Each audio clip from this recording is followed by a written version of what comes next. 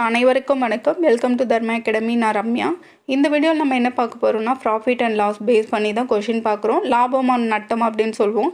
So இந்த question base பண்ணி எக்ஸாமில் பார்த்தீங்கன்னா ஒரு கொஷின் கம்பல்சரி கேட்பாங்க. இதில் நிறைய ஃபார்முலாஸ் இருக்கும். புக்கில் நீங்கள் பார்த்தீங்க அப்படின்னாக்கா முக்கியமாக அப்படின்னு பார்த்தீங்கன்னா நான் ஒரு 9 ஃபார்முலாஸ் எடுத்து வச்சுருக்கேன்.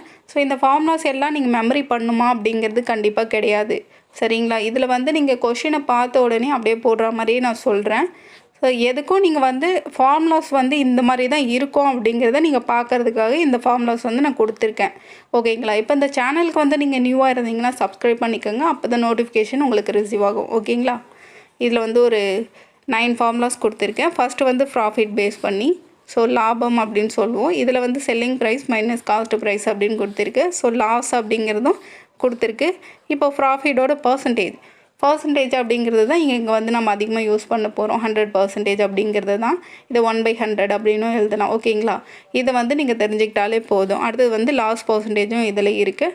ஸோ அதே மாதிரி செல்லிங் ப்ரைஸ் இல்லைன்னா ப்ராஃபிட் அண்ட் லாஸ் கண்டுபிடிக்க சொல்லுவாங்க. அப்படி இல்லைன்னா அதோட பர்சன்டேஜ் கண்டுபிடிக்க சொல்லுவாங்க. அப்படி இல்லை அப்படின்னாக்கா ப்ராஃபிட் பர்சன்டேஜ் கொடுத்துட்டு காஸ்ட் ப்ரைஸும் கொடுத்துட்டு செல்லிங் ப்ரைஸ் கேட்பாங்க. அப்படி இல்லை ப்ராஃபிட் கொடுத்துட்டு செல்லிங் ப்ரைஸ் கொடுத்துட்டு காஸ்ட் ப்ரைஸ் கேட்பாங்க. இந்த மாதிரி ஏதாச்சும் 2 கொடுத்துட்டு 1 கேட்பாங்க. இந்த மாதிரி இருக்குது. ஸோ இந்த கொஷினில் பாருங்கள், இந்த ஃபார்முலாஸ் நீங்கள் எல்லாமே ஞாபகம் வச்சுக்கணும்னு அவ்வளோ இதெல்லாம் கிடையாது. ஸோ இதை நான் எப்படி போடுறது ஈஸியாக அப்படின்னு சொல்லிடுறேன். ஸோ அதுக்கு முன்னாடி இப்போது பர்சன்டேஜ் அப்படிங்கிறத நீங்கள் தெளிவாக தெரிஞ்சுக்கணும். சரிங்களா? அதுதான் இந்த கொஷினில் நம்ம யூஸ் பண்ண போகிறோம் அதிகமாக.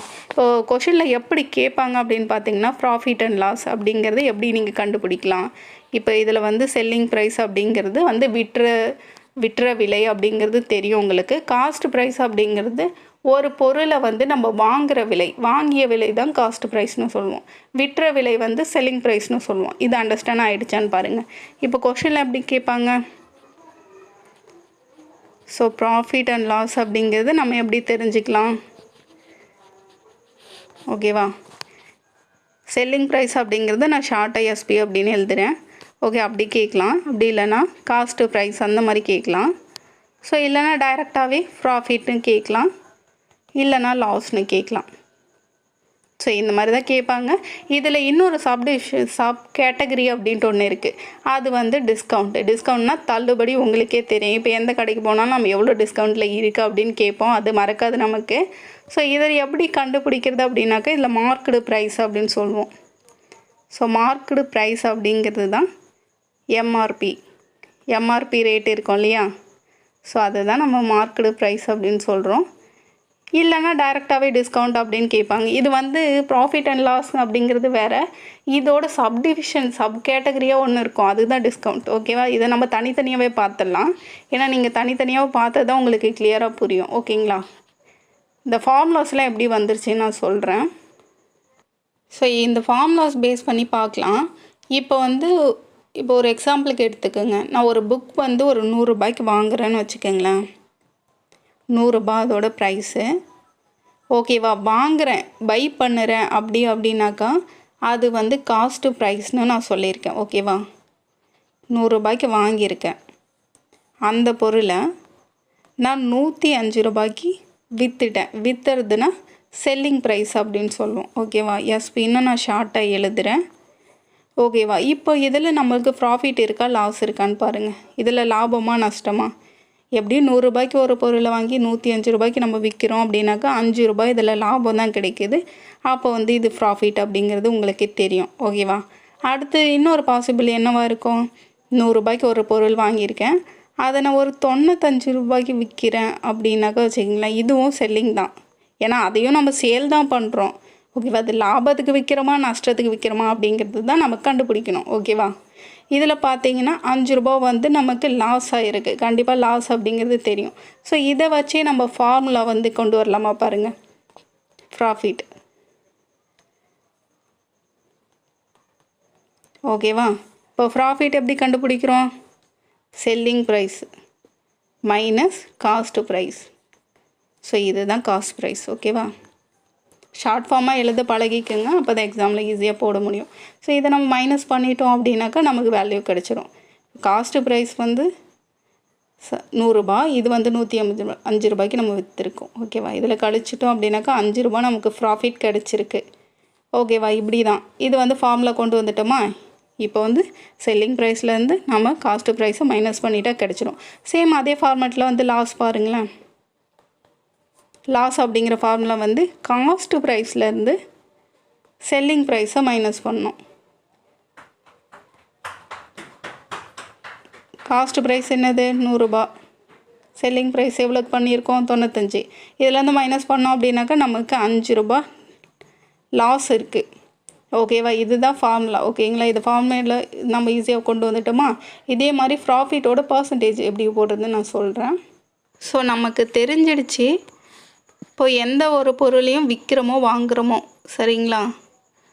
இப்போ வந்து இதுதான் வாங்குறது காஸ்ட்டு ப்ரைஸு, இது வந்து செல்லிங் ப்ரைஸில் இருந்தது, இது ரெண்டும். ஸோ செல்லிங் ப்ரைஸ் வந்து காஸ்ட் ப்ரைஸை பேஸ் பண்ணி தான் இருக்குது அப்படிங்கிறது நம்ம தெரிஞ்சுக்கிறோம். இப்போது ப்ராஃபிட்டோட பர்சன்டேஜ் எப்படி கண்டுபிடிக்கலாம்.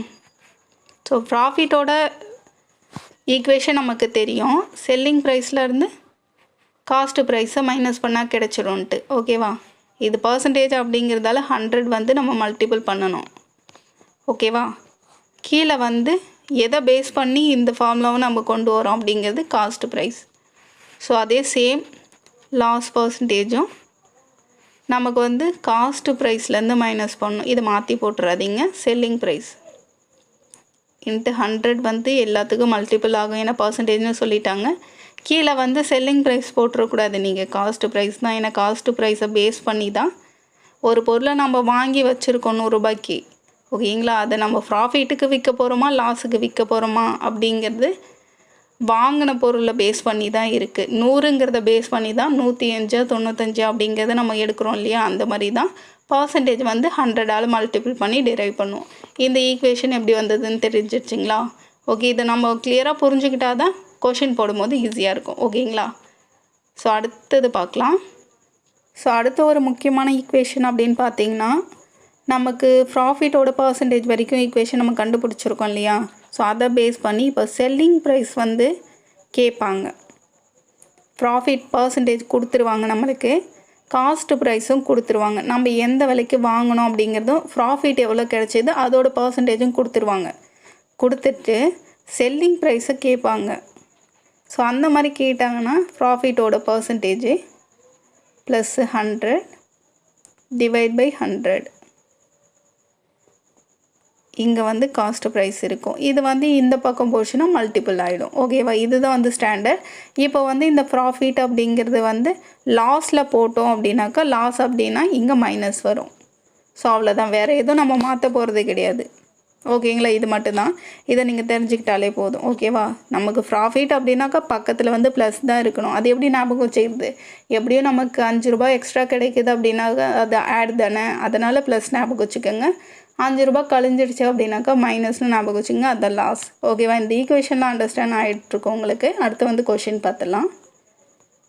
ஸோ இந்த ப்ராஃபிட் அண்ட் லாஸை பேஸ் பண்ணி ஒரு சிம்பிளான ஒரு கொஷின் தான் எடுத்திருக்கேன். இது வந்து எப்படி நீங்கள் ஃபார்முலா யூஸ் பண்ணி பண்ணுறது இல்லைன்னா ஷார்ட்டாக எப்படி போடுறது ரெண்டுமே சொல்லிடுறேன் நான். இப்போ ரவி ஒரு கடிகாரத்தை 350 ரூபாய்க்கு வாங்கி ரூபாய் 392க்கு விற்கிறார்.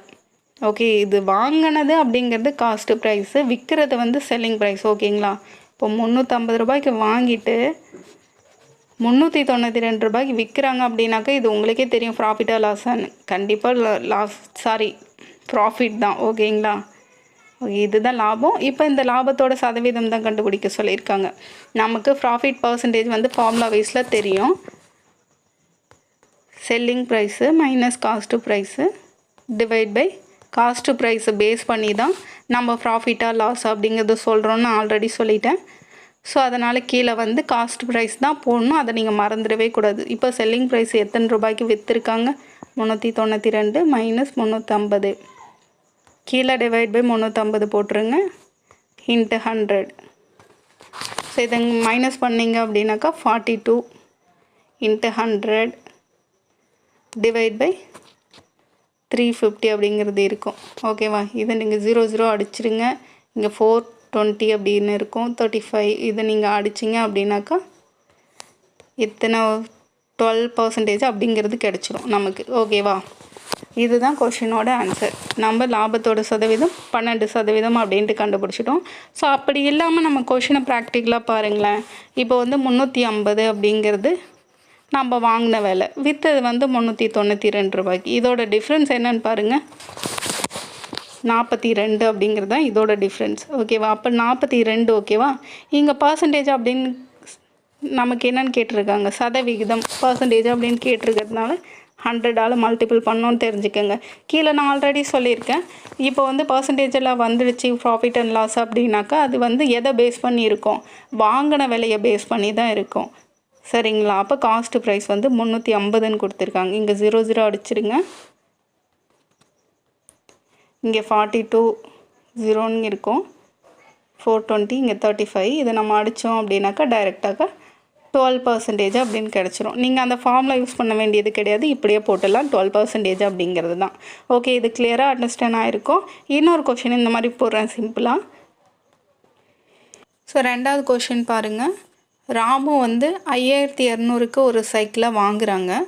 அதுதான் ரிப்பேருக்கு 800 ரூபா செலவு ஆகுது. இப்போ ஒரு சைக்கிள் வந்து வாங்குறாங்க, அதில் ரிப்பேரே வந்து 800 ரூபா அவங்க செலவு பண்ணியிருக்காங்க. சரிங்களா? அதுக்கப்புறம் அவர் வந்து 5500 ரூபாய்க்கு தான் அந்த பொருளை விற்றுருக்காங்க. இப்போ அது வந்து லாபம் நஷ்டம் அப்படிங்கிற சதவீதத்தை நம்ம கண்டுபிடிக்கணும். இப்போ இந்த கொஷின் வந்து பாருங்கள், இப்போது 5200 ரூபாய்க்கு வந்து வாங்கிட்டு அது ரிப்பேருக்கே 800 ரூபா செலவு பண்ணியிருக்காங்க. ஸோ இது ரெண்டுத்தையும் நீங்கள் ஆட் பண்ணிங்க அப்படின்னாக்கா 6000 வந்துருச்சு. ஓகேவா? இப்போ அவங்க எவ்வளோக்கு விற்றுருக்காங்க அப்படின்னு பாருங்கள். செல்லிங் ப்ரைஸு 5500 தான்.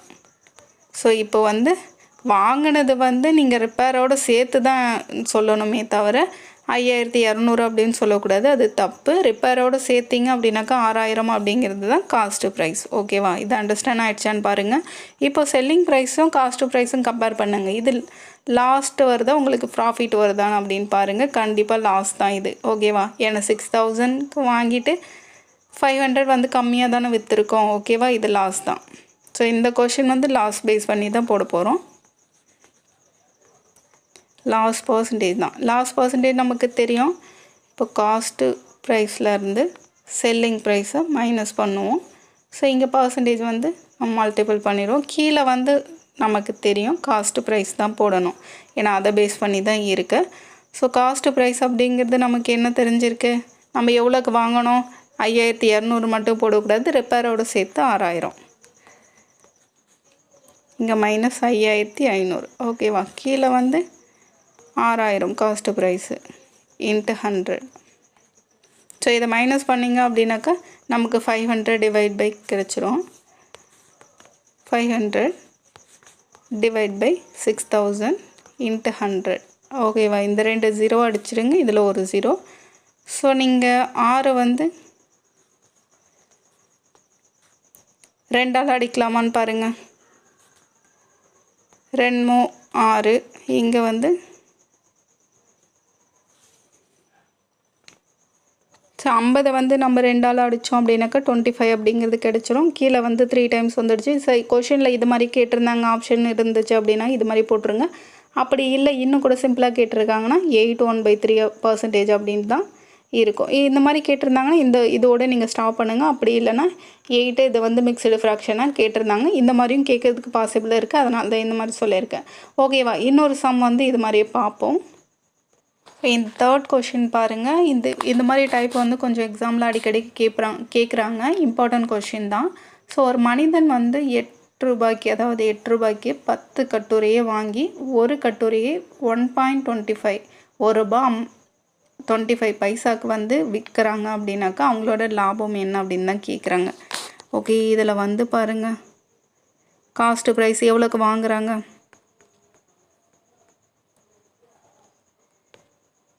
காஸ்ட்டு ப்ரைஸ்னு பார்த்தீங்கன்னா 10 கட்டுரையை வந்து 8 ரூபாய்க்கு வாங்குகிறாங்க. ஓகேவா?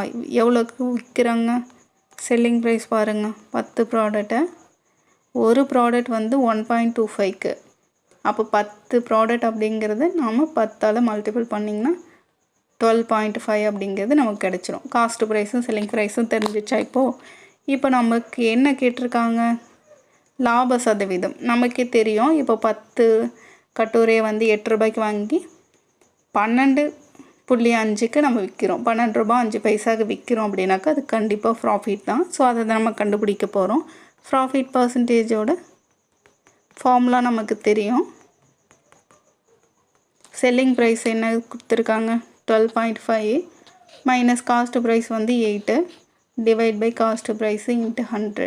ஓகேவா, இதை மைனஸ் பண்ணிவிடுங்க. 4.5 அப்படிங்கிறது கிடைக்கும். Divide by 8 into 100. ஓகேவா, இந்த 4.5ங்கிறது பாயிண்ட்டு கேன்சல் பண்ணி தான் ஆகணும் நம்ம. அதனால் 45 டிவைட் பை 80 அப்படின்னு எழுதிடலாம். இன்ட்டு 100.